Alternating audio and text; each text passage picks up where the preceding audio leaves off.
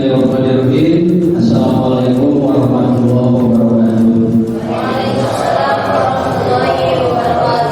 Alhamdulillahirabbil alamin wassalatu wassalamu ala asyrofil anbiya'i wal mursalin wa ala alihi wa sahbihi ajmain. Amma ba'd. Bapak sekolah yang saya hormati, Bapak dan Ibu Dewan Guru SDN Cikalasa yang saya hormati, alhamdulillah pada hari ini bisa bertemu dalam acara kegiatan diseminasi modul 1 di tempat budaya positif. Sebelumnya Bapak dan Ibu, kita buka acara ini dengan ucapan basmalah bersama-sama. Terima kasih Bapak dan Ibu atas kehadirannya memenuhi undangan saya di dalam diseminasi ini, mengganggu istirahat Bapak dan Ibu semuanya.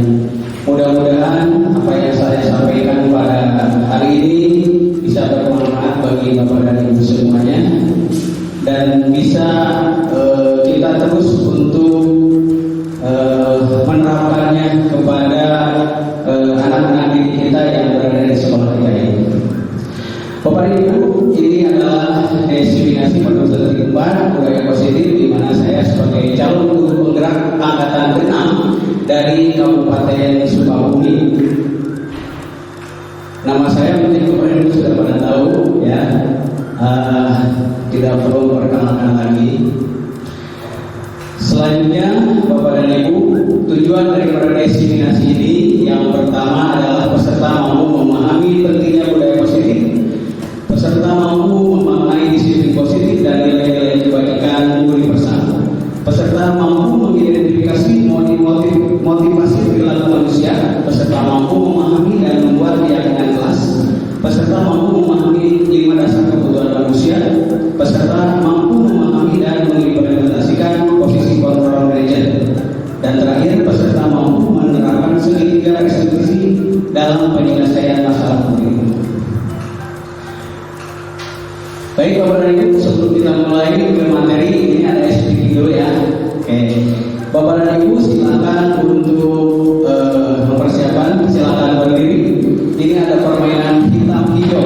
Silakan Bapak dan Ibu untuk berhadapan.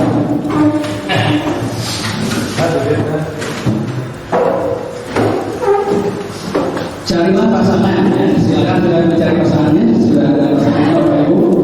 Silakan berhadapan. Kemudian sepakati siapa yang akan menjadi hitam dan siapa yang akan menjadi hijau. Sudah siap? Siapa yang hitam, siapa yang hijau? Posisikan tangan seperti akan bersalaman. Seperti akan bersalaman, bukan bersalaman. Seperti akan bersalaman ya. Satu belah ya, sebelah tangan. Nah, instruksinya ini dulu. Ketika instruksikan dengan menyebut salah satu warna, misalnya hitam, maka yang menjadi hitam berusaha untuk menangkap tangan yang hijau, dan yang hijau berusaha untuk menghindar. Paham? Sekali lagi, instruksinya kalau saya bilang hitam, berarti yang posisi hitam berusaha untuk menangkap tangan yang hijau, dan yang hijau berusaha untuk menghindar. Siap? Oke, siap. Saya akan mengatakan, saya instruksikan hitam. Siap, hati-hati lagi. Siap, konsentrasi lagi. Kalau kita menangkap ya, kalau disebut hijau berarti hijau yang menangkap. Oke, siap. Satu kali lagi. Hijau. Oke. Satu, coba lagi. Bapak dan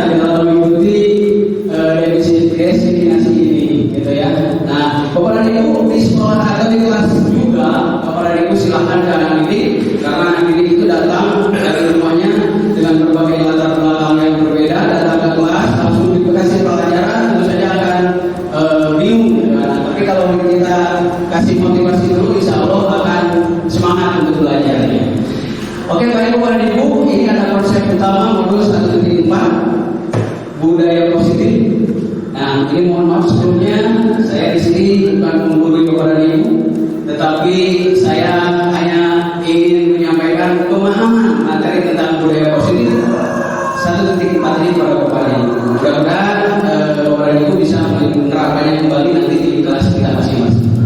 Ini yang pertama, disiplin positif dan nilai-nilai kebaikan. Kemudian yang kedua, teori motivasi, hukuman dan penghargaan, dan restitusi. Kemudian yang ketiga, keyakinan kelas. Keempat, kebutuhan dasar manusia. Dan yang kelima, restitusi 5 posisi kontrol. Selanjutnya, terakhir, restitusi segitiga restitusi. Nah ini Bapak dan Ibu ya. Nah sekarang Bapak dan Ibu kita mulai ya. Ini ada filosofi Ki Hajar Dewantara. KHD atau Ki Hajar Dewantara mengibaratkan peran pendidik seperti seorang petani atau tukang kebun. Anak-anak itu seperti biji tumbuhan yang disemai dan ditanam oleh Pak Tani atau Pak tukang kebun di lahan yang telah disediakan. Nah, salah satu tanggung jawab seorang guru adalah bagaimana menciptakan suatu lingkungan positif yang terdiri dari warga sekolah yang saling mendukung, saling belajar, saling bekerja sama, sehingga tercipta kebiasaan-kebiasaan baik. Dari kebiasaan-kebiasaan baik akan tumbuh menjadi karakter-karakter baik warga sekolah, dan pada akhirnya karakter-karakter dan kebiasaan-kebiasaan baik akan membentuk sebuah karakter yang positif. Ya.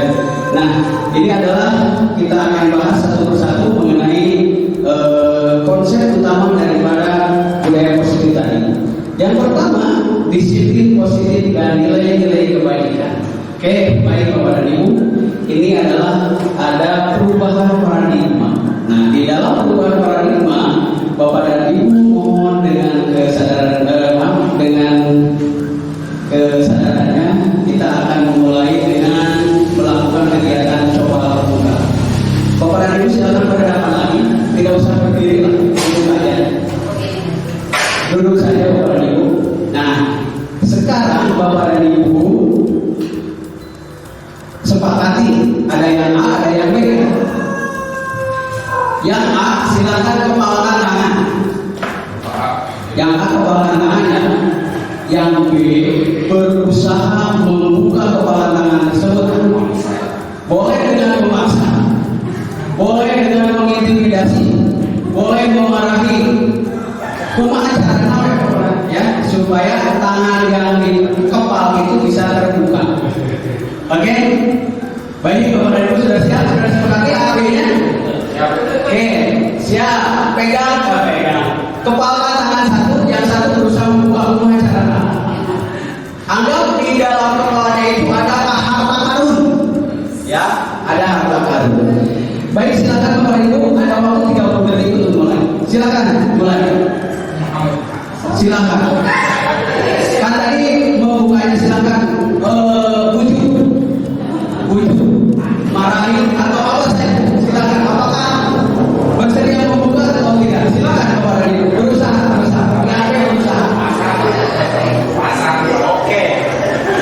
Oke, sudah Bapak Ibu, jangan nggak usah dimasak itu, memasaknya dengan kata-kata. Oh, gitu. Ya, apakah dia bisa mampu untuk berusaha membukanya atau tidak? Ya, silakan. Boleh dengan ancaman boleh. Ya. Oke, udah Bapak Ibu, udah. Nah, sekarang saya tanya nih, apakah Anda yang mengepal ya?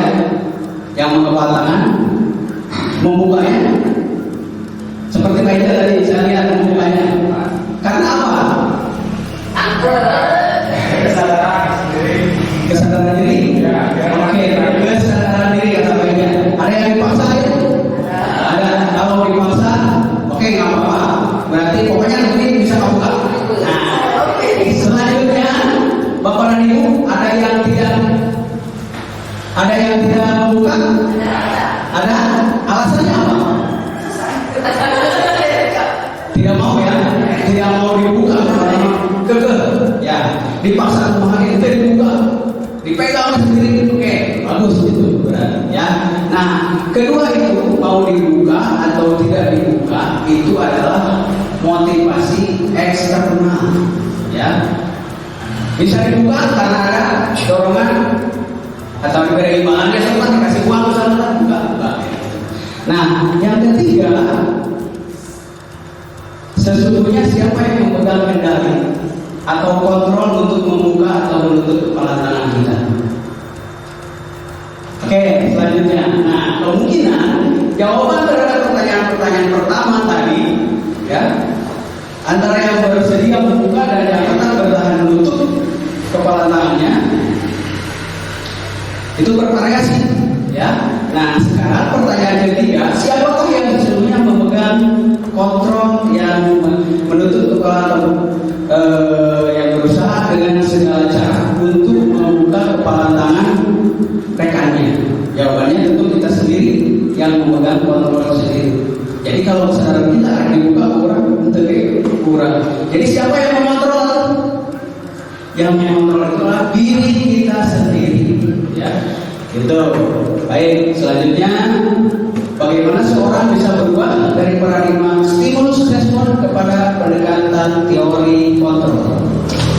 Stephen R. Covey, ya, mengatakan bahwa bila kita ingin membuat kemajuan perlahan, sedikit-sedikit ubahlah sikap atau perilaku Anda. Namun bila kita ingin memperbaiki cara-cara untuk kita, maka kita perlu mengubah kerangka acuan nyata. Ubahlah bagaimana Anda melihat dunia, bagaimana Anda berpikir tentang manusia, ubahlah paradigma Anda. Skema pemahaman dan penjelasan aspek-aspek tertentu tentang realitas. Gitu. Ya, ini ada stimulus respon dan teori kontrol. Ini yang pertama. Kalau stimulus respon ini realitas atau kebutuhan kita sama. Tetapi kalau teori kontrol ini adalah realitas atau kebutuhan kita berbeda. Ya. Kemudian selanjutnya semua orang melihat hal yang sama. Tetapi kalau teori kontrol setiap orang memiliki gambaran berbeda. Kita mencoba mengubah orang agar berpandangan sama dengan kita. Kalau teori kontrol, kita berusaha memahami pandangan orang lain tentang dunia. Perilaku buruk dilihat sebagai suatu kesalahan, tetapi kalau teori kontrol, semua perilaku memiliki tujuan. Stimulus responnya orang lain bisa mengontrol saya, tapi teori kontrolnya hanya Anda yang bisa mengontrol diri Anda. Kemudian saya bisa mengontrol orang lain, Anda tidak bisa mengontrol orang lain. Pemasangan ada pada saat wujudkan gagal, sementara teori kontrolnya kolaborasi dan konsensus menciptakan pilihan gagal. Model berpikir menang kalah kalau stimulus respon, tetapi kalau teori kontrol adalah model berpikir menang, jadi tidak ada yang kalah. Gitu Bapak dan Ibu. Selanjutnya makna disiplin. Kebanyakan orang akan menghubungkan kata disiplin dengan kata tertib, teratur, dan kepatuhan pada peraturan. Kata disiplin juga sering dihubungkan dengan hukuman, padahal itu sungguh berbeda. Karena belajar tentang disiplin positif tidak harus dengan memberikan hukuman. Justru itu adalah salah satu alternatif terakhir dan bila perlu tidak digunakan sama sekali. Dalam budaya kita, makna kata disiplin dimaknai menjadi sesuatu yang dilakukan seseorang pada orang lain untuk mendapatkan kepatuhan. Kita cenderung menghubungkan kata disiplin dengan ketidaknyamanan. Tuh, seperti ya. Jadi, sebagai pendidik, tujuan kita adalah menciptakan anak-anak yang memiliki disiplin diri, sehingga mereka bisa berperilaku dengan mengacu pada nilai-nilai kebajikan universal dan memiliki motivasi insting dan bukan intensi. Jadi motivasi diri, ya. Jadi bukan motivasi dari luar. Begitu Bapak dan Ibu mengenai makna disiplin. Selanjutnya nilai-nilai kebajikan. Nilai-nilai kebajikan. Makna disiplin positif yang dikemukakan oleh Ki Hajar Dewantara maupun oleh Tim Gosen, di mana kedua pakar pendidikan mengartikan disiplin sebagai bentuk kontrol diri yang tetap belajar untuk kontrol diri agar dapat mencapai suatu tujuan mulia. Tujuan mulia di sini mengacu pada nilai-nilai atau prinsip-prinsip mulia yang dianut seseorang. Kita namakan nilai-nilai tersebut sebagai nilai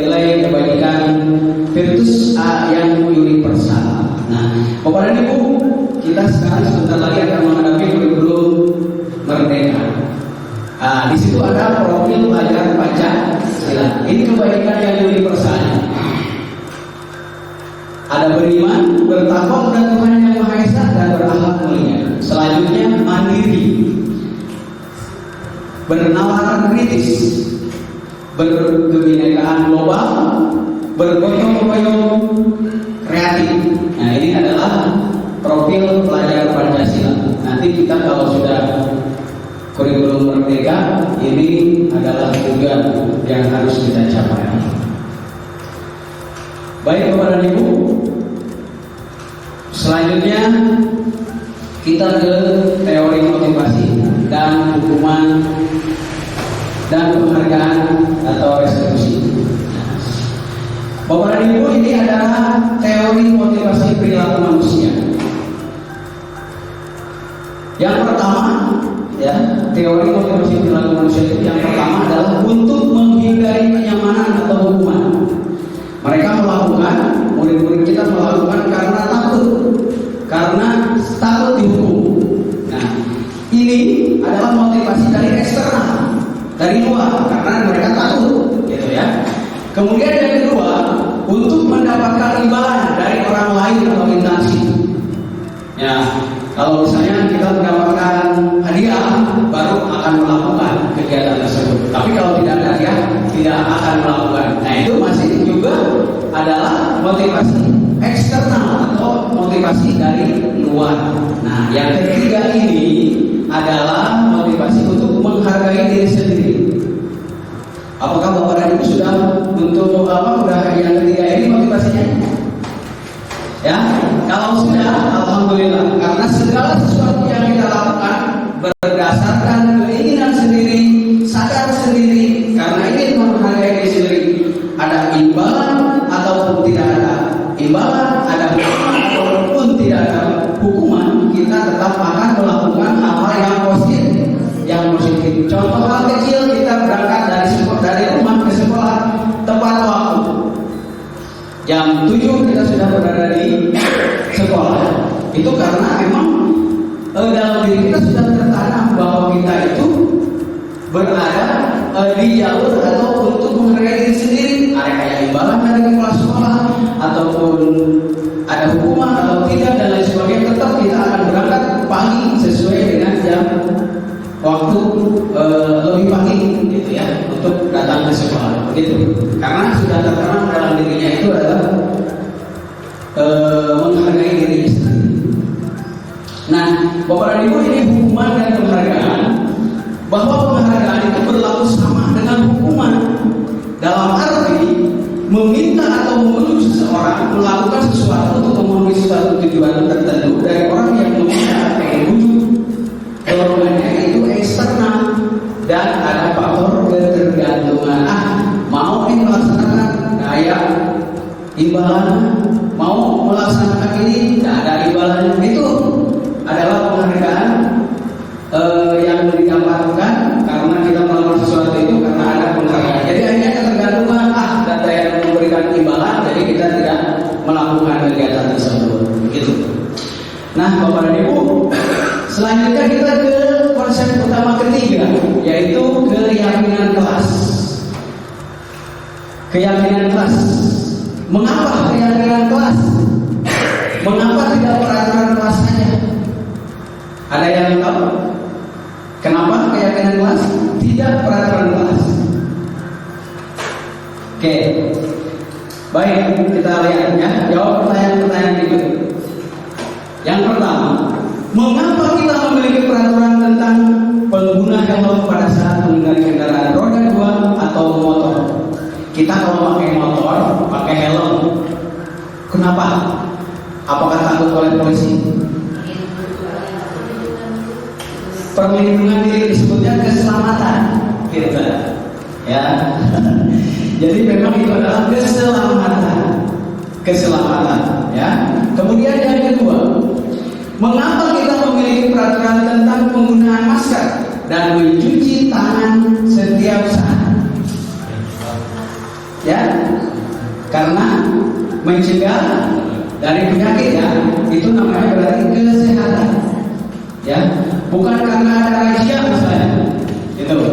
Kalau Bapak dan Ibu sudah dalam diri kita muncul keyakinan bahwa itu adalah keselamatan dan kesehatan, maka kita tidak akan lagi melanggarnya karena sudah menjadi keyakinan kita bahwa kita akan dengan kita memakai masker atau kita dengan mencuci tangan setiap saat itu adalah akan menjaga keselamatan atau menjaga kesehatan diri kita. Ya, itu Bapak Ibu ya. Tapi mohon maaf bagi yang tidak suka pakai helm nggak apa-apa. Ya. Nah, selanjutnya Bapak Ibu, ini nilai-nilai keselamatan dan kesehatan tadi, ya, yang kita sebut sebagai suatu keyakinan, yaitu nilai-nilai kebajikan universal yang disepakati secara tersirat dan tersurat, lepas dari latar belakang, suku, negara, bahasa maupun agama. Nah, Bapak dan Ibu, nilai-nilai kebajikan bahwa menekankan pada keyakinan seseorang akan lebih memotivasi seseorang dari dalam. Seseorang akan lebih tergerak dan bersemangat untuk menjalankan keyakinannya daripada hanya untuk sekedar mengikuti serangkaian peraturan tertulis tanpa makna. Murid-murid pun demikian, mereka perlu mendengarkan dan memahami arti sesungguhnya tentang peraturan-peraturan yang diberikan.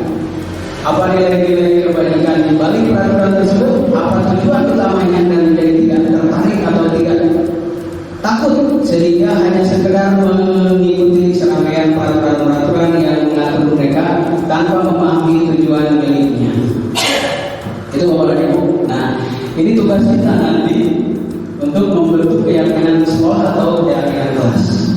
Pembentukan keyakinan kelas atau sekolah.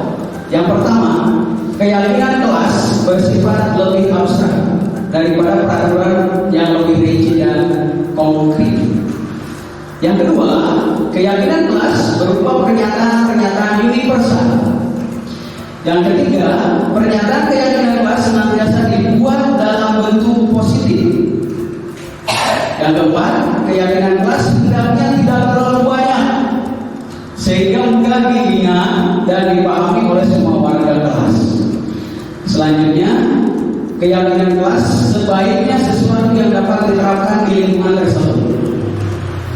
Kemudian yang keenam, semua warga kelas hendaknya ikut berkontribusi dalam pembuatan keyakinan kelas lewat kegiatan curah pendapat.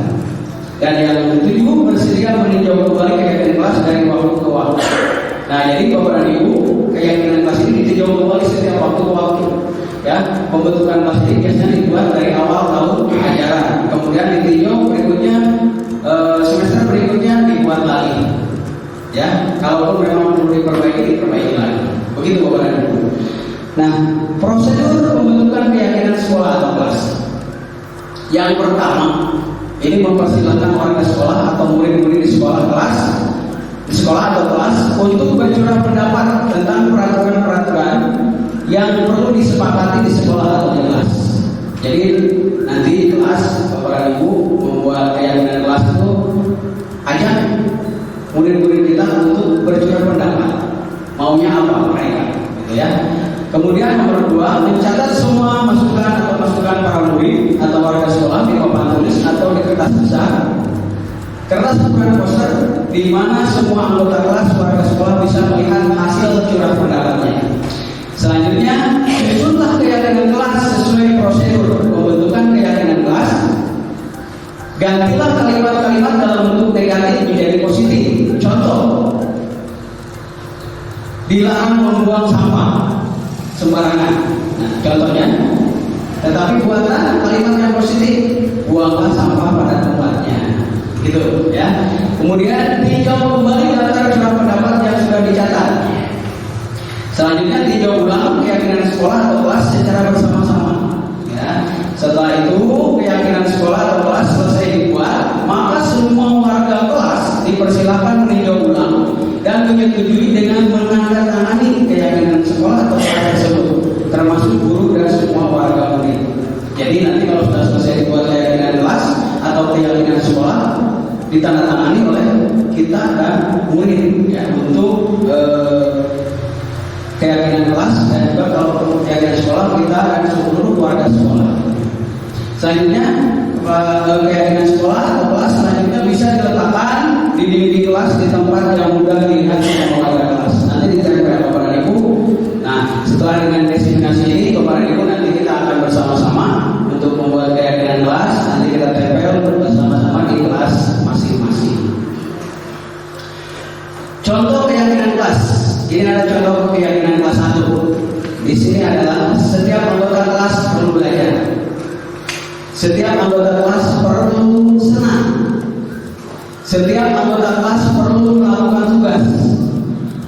Setiap anggota kelas perlu saling menghargai. Setiap anggota kelas perlu merasa aman. Itu keyakinan kelas 1 misalnya. Kita itu hanya contoh ya. Nanti tergantung mereka yang menginginkan seperti apa. Selanjutnya ini adalah contoh keyakinan kelas 5. Yang pertama, selalu bersikap positif. Selanjutnya, senantiasa menjadi diri terbaik. Selanjutnya, percaya dan menghormati orang lain serta barang miliknya. Dan selanjutnya, berkomitmen terhadap setiap tugas. Terakhir, senantiasa membantu. Dan ini salah satu contoh pada misalnya kita di depan. Salah satu contoh keyakinan kelas. Menarik tidak Bapak dan Ibu? Menarik. Ya, ini nanti ditempel di kelas masing-masing dengan keyakinan tadi. Tetapi dengan hasil curah pendapat dengan murid kita ya. Nah, ini menarik simpan misalnya di tempat-tempat yang terlihat oleh murid kita, oleh kelas kita. Oke Bapak dan Ibu, karena ini pembahasannya nanti di keyakinan kelas, gitu ya Bapak dan Ibu. Kita bareng-bareng, kita bersama-sama untuk buat keyakinan kelas ini. Baiklah Bapak dan Ibu, yang selanjutnya kita keempat. Konsep utama keempat, yaitu kebutuhan dasar manusia. Kenapa saya bahas ini juga? Karena memang kebutuhan dasar manusia itu terutama anak-anak. Biasanya anak-anak itu di kelasnya ada yang jahil gitu ya, ke teman-temannya jahil. Kira-kira penguasaan ataupun kebutuhan dasarnya apa itu yang tidak dipenuhi oleh anak tersebut. Jadi dia itu ingin apa? Gitu, jahil ya kepada anak tersebut. Kepada anak-anak. Dan banyak sekali kita jumpai di sekolah kita, tentu saja di kelas anak-anak itu banyak yang kebutuhannya tidak terpenuhi sehingga sering melanggar dan lain sebagainya. Padahal kalau sering melanggar itu karena memang kebutuhan dasarnya itu kurang terpenuhi. Nah, Bapak dan Ibu, ada 5 kebutuhan dasar manusia. Yang pertama, kebutuhan bertahan hidup. Pertama, ya, kebutuhan bertahan hidup adalah kebutuhan yang bersifat fisiologis untuk bertahan hidup, misalnya kesehatan, rumah, dan makanan. Kebutuhan biologis sebagai bagian dari proses reproduksi, termasuk kebutuhan untuk tetap bertahan hidup. Komponen fisiologis pada kebutuhan ini meliputi kebutuhan akan perasaan aman. Ya, jadi makan, minum dan sebagainya dia adalah kebutuhan bertahan hidup, gitu ya. Selanjutnya ada kasih sayang dan rasa diterima, love and belonging, gitu ya. Nah, ini adalah kebutuhan ini dan 3 kebutuhan berikutnya. Nanti kebutuhan 3 berikutnya adalah kebutuhan fisiologis, kebutuhan untuk disayangi dan diterima, meliputi kebutuhan akan hubungan dan koneksi sosial, kebutuhan untuk memberi dan menerima kasih sayang, dan kebutuhan untuk merasa menjadi bagian dari suatu kelompok. Kebutuhan ini juga meliputi keinginan untuk tetap berhubungan dengan orang lain, seperti teman, ya, kemudian keluarga, pasangan hidup, teman kerja, binatang peliharaan, dan kelompok di mana kita tergabung. Nah, kadang-kadang Bapak dan Ibu, murid kita itu sering ingin diperhatikan. Nah, ini berarti kebutuhan kasih sayang itu memang harus dipenuhi.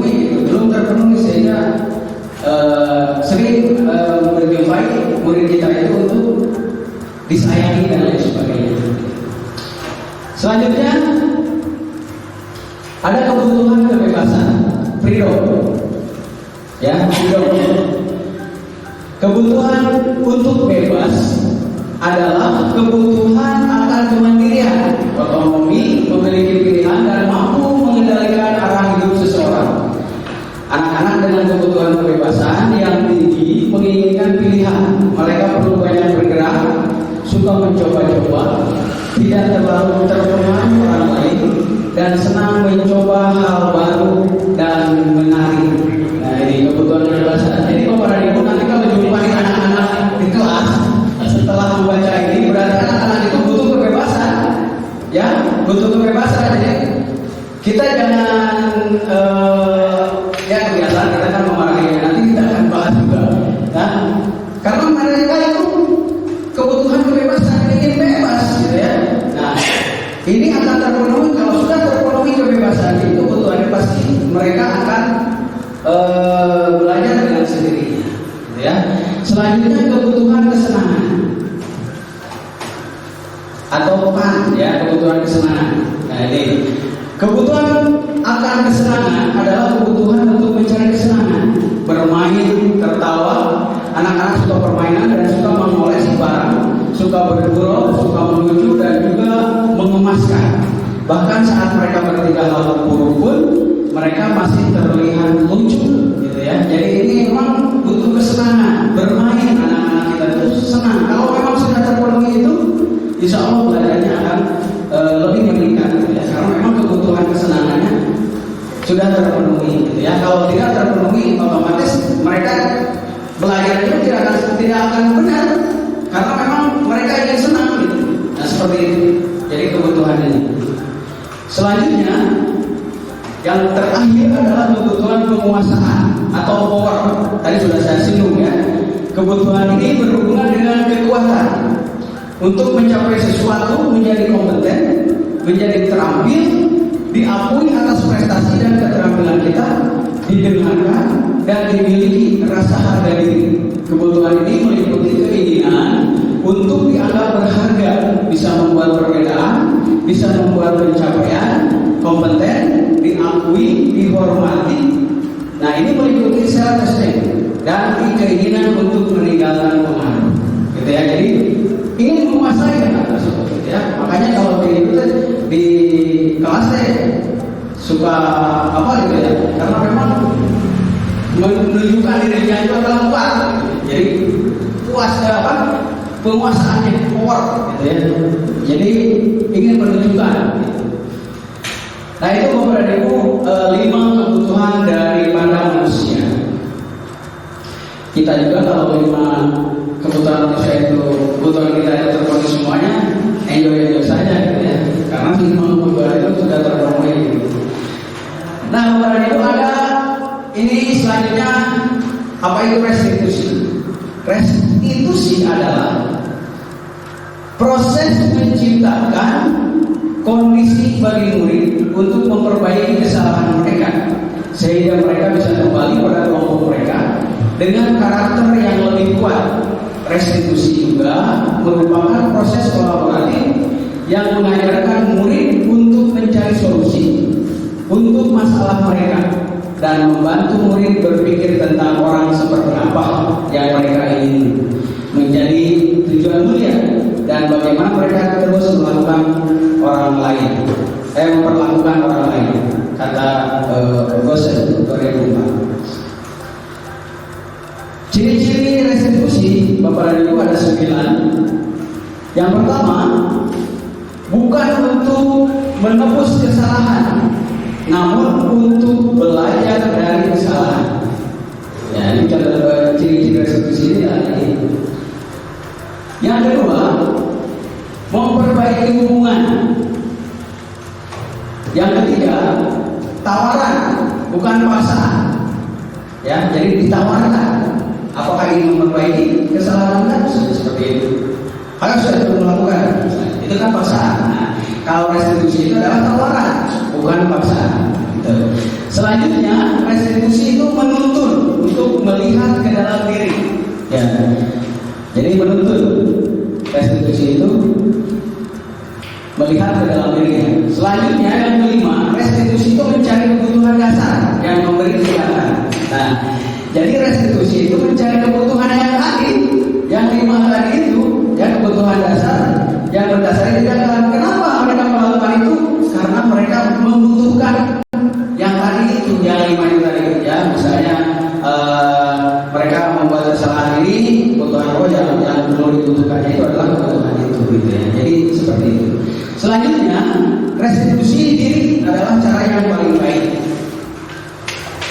Kemudian ada restitusi fokus pada karakter bukan tindakan. Selanjutnya yang kedelapan, restitusi itu fokus pada solusi. Jadi fokusnya pada solusi kalau restitusi itu. Dan selanjutnya restitusi yang terakhir, mengembalikan murid yang berbuat salah pada kelompoknya.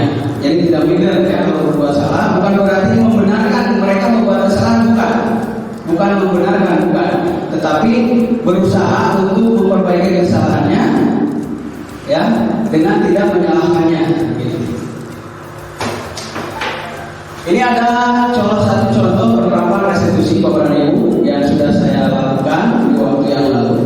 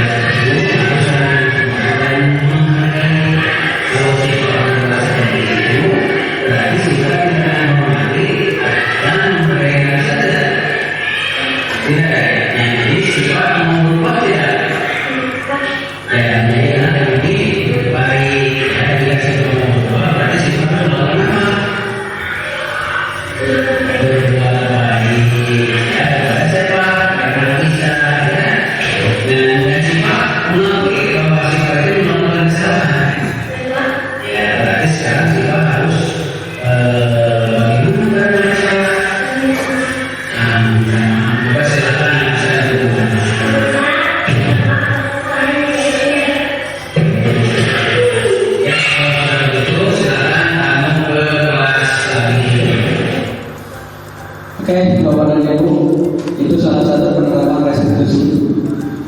Jadi anak itu diajak ngobrol, ya, diajak bicara, karena sudah berbuat kesalahan. Gitu, ya, itu adalah salah satu cara untuk membuat anak membuat kesalahan menjadi kembali ke kelompoknya. Gitu, ya. Itu tadi adalah kesalahannya adalah mengejek temannya, gitu. Mengejek temannya. Akhirnya mereka saling berbaikan lagi. Nah, sekarang yang kelima adalah restitusi 5 posisi kontrol. Ini kontrol kita ya, 5 posisi kontrol. Di dosen dalam bukunya Restitution School Discipline tahun 1968 mengemukakan bahwa guru perlu meninjau kembali penerapan disiplin di dalam ruang-ruang kelas mereka selama ini. Apakah telah efektif? Apakah berpusat memerdekakan dan memandirikan murid? Bagaimana dan mengapa? Melalui serangkaian riset dan berdasarkan pada teori kontrol Dr. William Glasser, Bosen berkesimpulan ada 5 posisi kontrol yang diterapkan seorang guru, orang tua ataupun atasan dalam melakukan kontrol. Kelima posisi kontrol tersebut adalah penghukum, pembuat rasa bersalah, teman, pemantau, dan manajer. Mari kita tinjau lebih dalam ke-5 posisi kontrol ini. Yang pertama, penghukum. Seorang penghukum bisa menggunakan hukuman fisik maupun verbal. Misalnya begini, kamu terlambat, silakan kamu lari dari lapangan 5 kali lapangan. Itu kan penghukumnya. Biasanya kalau penghukum itu matanya melotot, biasanya begitu. Udah anaknya, ayo kamu. Nah seperti itu. Atau saya, kadang-kadang dipelototan. Nah, itu adalah penghukum. Posisi kontrolnya penghukum. Yang kedua, posisi kontrol pembuat merasa bersalah. Nah, pembuat merasa bersalah. Jadi ada perbuatan merasa bersalah itu. Jadi aduh gitu ya. Jadi pada posisi ini biasanya guru akan bersuara lebih lembut. Pembuat merasa bersalah akan menggunakan keheningan yang membuat orang lain merasa tidak nyaman, bersalah atau rendah diri. Jadi mereka tuh merasa bersalah jadi cicing gitu ya, diam gitu ya. Karena memang posisi kontrol yang kita lakukan adalah membuat merasa bersalah. Jadi mereka merasa bersalah. Yang selanjutnya, posisi teman. Guru pada posisi ini tidak akan menyakiti murid, namun akan tetap berupaya mengontrol murid melalui persuasi. Posisi teman pada guru bisa negatif, bisa positif. Kenapa? Ada yang tahu? Kalau posisi teman bisa positif, bisa negatif. Positifnya, anak itu akan berbuat baik atau menurut kepada teman atau ibu bapak guru yang dianggap sebagai temannya mereka, karena posisi kontrolnya adalah teman. Tetapi negatifnya kalau tidak ada seni eta, kalau tidak ada sebab ini, anak ini tidak akan istilahnya nggak tunggu ya, tidak akan nomor tetap. Jadi bergantung kepada bapak dan ibu yang menjadi teman tersebut. Gitu. Jadi posisi negatifnya itu dan positifnya mereka akan berbuat baik. Gitu. Ya. Nah selanjutnya ada pemantau. Kalau posisi kontrol pemantau, ya, memantau berarti mengawasi. Pada saat kita mengawasi, kita bertanggung jawab atas perilaku orang-orang yang kita awasi. Ya, jadi memantau. Ya, kalau misalnya buat kesalahan, kamu buat kesalahan ya, konsekuensinya apa? Kalau kita buat kesalahan dan sebagainya. Jadi pemantau seperti itu, hanya melihat, kemudian dia akan memberikan data, gitu ya. Oh ini kamu ini minggu ini berapa kali tidak hadir? Hanya seperti itu kalau pemantau. Nah, selanjutnya manajer. Posisi manajer, posisi terakhir, ya. Posisi di mana guru berbuat sesuatu bersama dengan murid, mempersilahkan murid mempertanggungjawabkannya, perilakunya, mendukung murid agar dapat menemukan solusi atas permasalahannya sendiri. Gitu. Jadi kalau posisi manajer membuat murid itu mempertanggungjawabkan perlakuannya, gitu ya. Kemudian mendukung agar dapat menemukan solusi atas permasalahannya sendiri. Jadi murid cari sendiri itu permasalahannya. Nah, kita berada di posisi kontrol mana saat ini? Bapak dan Ibu berada di posisi mana? Jujur aja, saya juga masih di penghukum. Saya juga masih di pembuat merasa bersalah. Ya karena memang ini salah satu karena memang kalau penghukum itu salah satu menegakkan disiplin itu adalah dengan penghukum, gitu ya. Nah, Bapak dan Ibu silakan berpikir saja berada di mana kita saat ini, ya.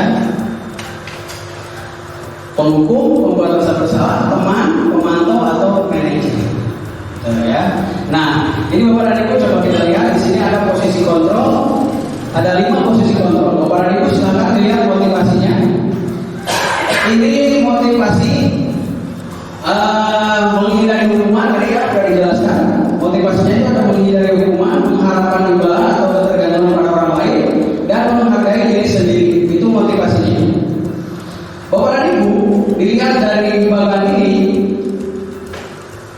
identitas kontrol dari luar, yaitu menghindari hukuman. Sudah saya sampaikan tadi. Posisi kontrolnya ada di menghukum dan membuat orang bersalah. Ini identitas gagal. Contohnya Mas, ini guru berbuat menghardi, menuju, menyakiti, menyindir. Ini adalah menghukum, biasanya seperti ini. Ya, guru berkata, kalau kamu tidak melakukannya, awas ya, rasakan. Jadi sadari aja, kita mungkin melakukan seperti ini.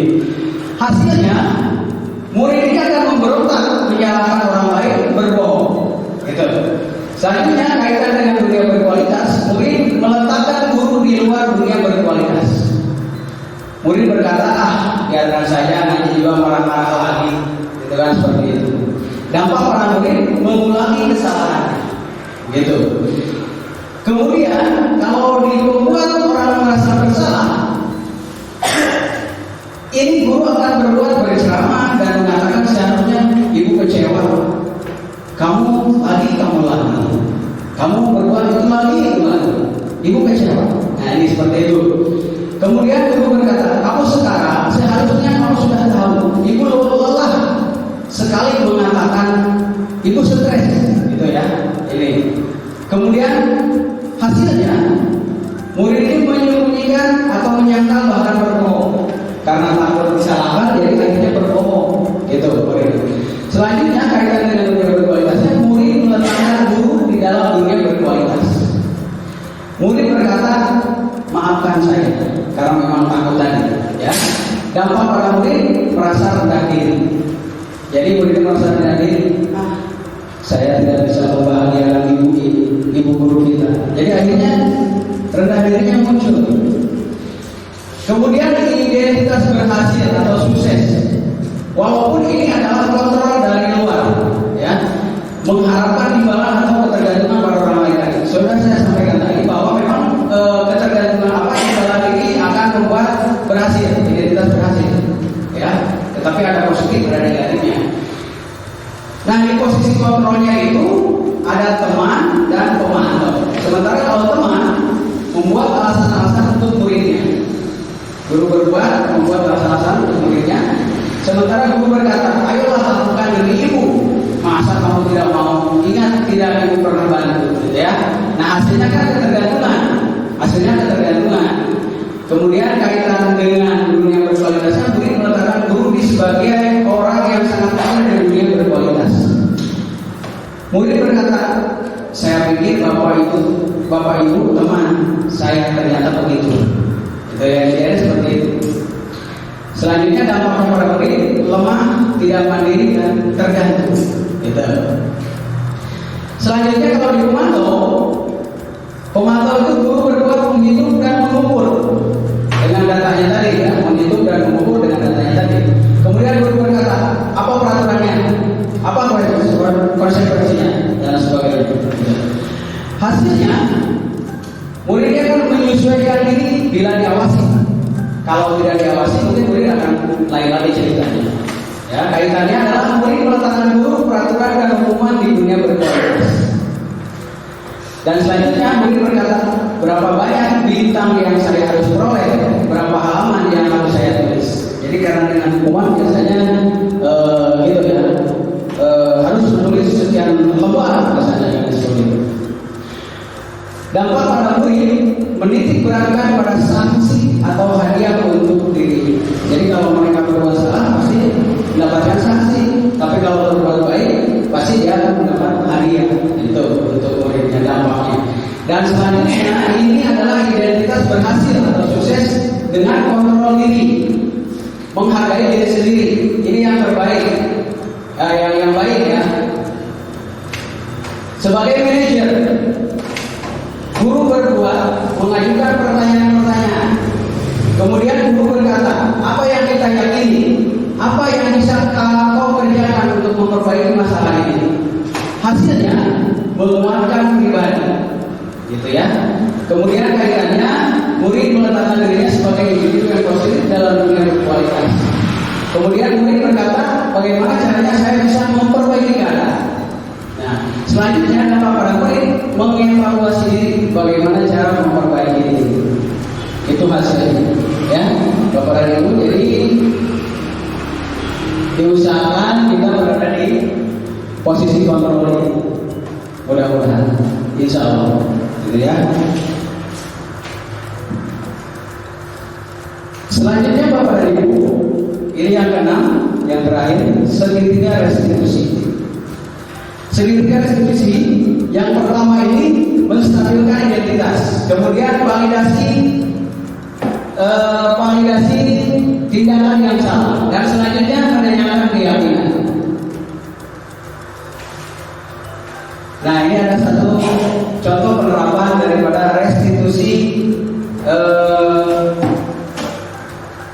segitiga restitusi. Ya, silakan Bapak Ibu untuk disimak kembali.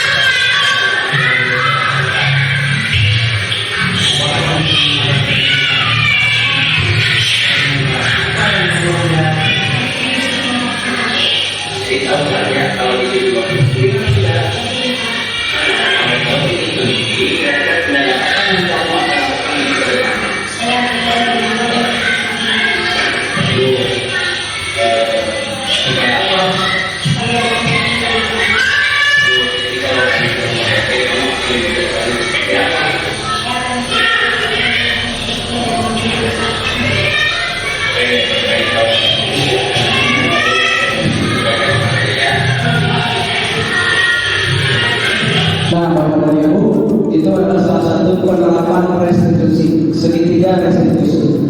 Jadi pertama menstabilkan dulu identitas, yang kedua apa tadi? Tindakan yang salah, ya. Kemudian yang terakhir menanyakan keyakinan kelas. Itu penerapan segitiga restitusi. Nah, yang pertama tadi adalah menstabilkan identitas. Bagian dasar dari segitiga bertujuan untuk mengubah identitas anak dari orang yang gagal karena melakukan kesalahan menjadi orang yang sukses. Anak yang melanggar peraturan karena sedang mencari perhatian adalah anak yang sedang mengalami kegagalan.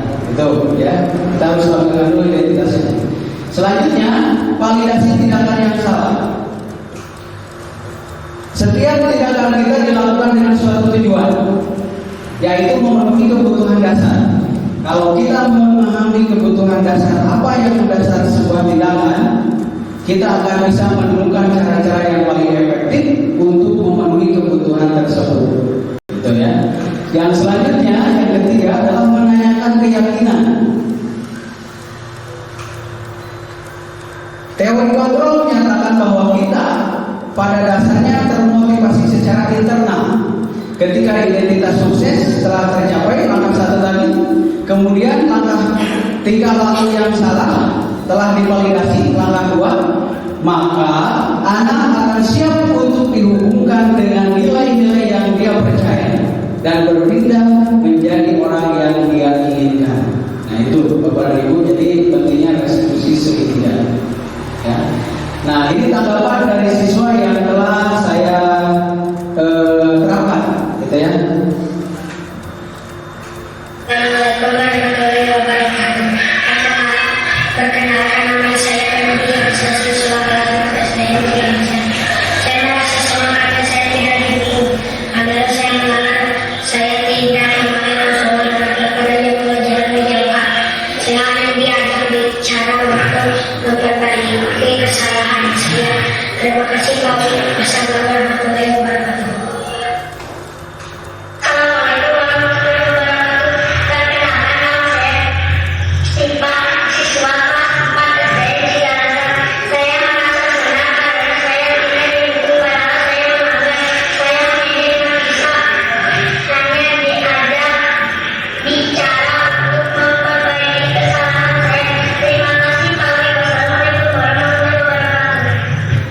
Nah, Bapak dan Ibu mungkin sudah bisa mendengar ya tanggapan dari siswa kita bahwa kalau berbuat kesalahan kita hanya dikasih kontrol dengan segitiga restitusi tadi ya, mereka akan menyadari dengan kesalahannya sendiri dan akan memperbaikinya. Gitu. Nah, Bapak dan Ibu, ini adalah satu kesimpulan daripada disiplin positif. Teori kontrol, teori pilihan dari Dr. William Glasser. Ya. Ini yang pertama, teori kontrol. Jadi ini saling berhubungan, Bapak Ibu ya. Disiplin positif itu saling berhubungan dari yang ke 6 konsep utama tadi. Anda tidak bisa mengontrol orang lain, hanya Anda yang bisa mengontrol diri Anda sendiri, diri Anda. Ya. Nah, selanjutnya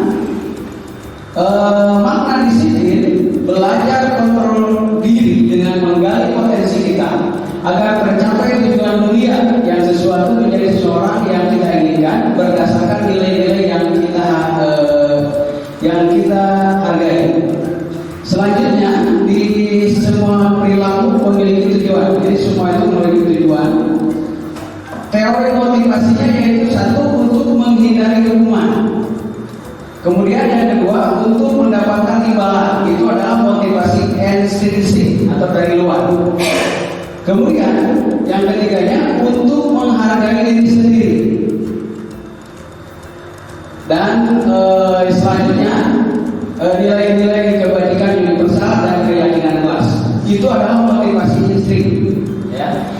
Selanjutnya model berpikir tadi menang-menang, kolaborasi dan konsensus menciptakan pilihan-pilihan baru dengan 5 posisi kontrol. Satu yaitu penghukum dan membuat rasa bersalah masuk ke untuk menghindari hukuman. Sementara posisi kontrol teman dan memantau berada di posisi kedua yaitu untuk mendapatkan imbalan. Nah itu adalah motivasi ekstensi atau motivasi dari luar. Sementara manajer adalah untuk menghargai dirinya sendiri. Nah ini adalah motivasi istri, motivasi dari dalam dirinya sendiri. Kemudian segitiga restitusi. Satu itu menstabilkan identitas, 2 validasi kebutuhan, 3 menanyakan keyakinan. Kemudian sekarang realitas kebutuhan kita berbeda. Kita berusaha memahami pandangan orang lain tentang dunia. Setiap orang memiliki gambaran berbeda. Nah ini 5 kebutuhan dasar manusia, yaitu satu tadi bertahan hidup, penguasaan, kasih sayang dan rasa diterima, kesenangan dan kebebasan. Itulah Bapak Ibu kesimpulan daripada disiplin positif tadi. Nah Bapak Ibu, sekarang kita akan refleksi ya. Bapak dan Ibu silakan tuliskan di buku Bapak dan Ibu. Nanti ya sebentar ini dulu disiapkan dulu, nanti silakan Bapak dan Ibu refleksikan. Kita menggunakan 4 P. Refleksinya 4 P. P pertama adalah peristiwa. P kedua perasaan. P ketiga pembelajaran. Dan P keempat adalah penerapan. Nah, ini 4 P. Biasa saya selalu menggunakan di CGP ini, selalu menggunakan refleksi 4 P.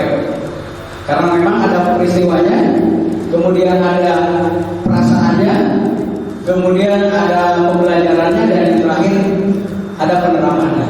Nah, Bapak dan Ibu silakan refleksinya dituliskan di catatannya atau di buku atau di kertas. Silakan refleksinya. Kita mulai dari awal tadi, dari pertama sampai penghujung kegiatan ini, yaitu peristiwanya apa, kemudian perasaan Bapak Ibu dan Bapak bagaimana setelah menerima materi dari saya. Kemudian yang ketiga pembelajaran apa yang didapat, dan yang keempatnya penerapannya kedepannya akan seperti apa. Nah, itulah mungkin Bapak dan Ibu yang saya sampaikan. Selamat berrefleksi, gitu ya. Boleh nanti dikumpulkan refleksinya. Terima kasih, salam dan bahagia. Terima kasih. Saya Wiharno mengucapkan banyak-banyak terima kasih kepada Bapak dan Ibu yang sudah mengikuti kegiatan ini dengan baik. Dan mohon maaf apabila ada kata-kata yang kurang berkenan di hati Bapak dan Ibu semuanya, karena memang saya masih tetap belajar mungkin karena kesalahan saya, saya di dalam menyampaikan kurang begitu bisa dipahami oleh Bapak dan Ibu. Tetapi saya berharap Bapak dan Ibu bisa memahami dan bisa melaksanakannya nanti di kelas kita masing-masing. Terima kasih Bapak dan Ibu. Mohon maaf. Wabillahi taufiq wal hidayah.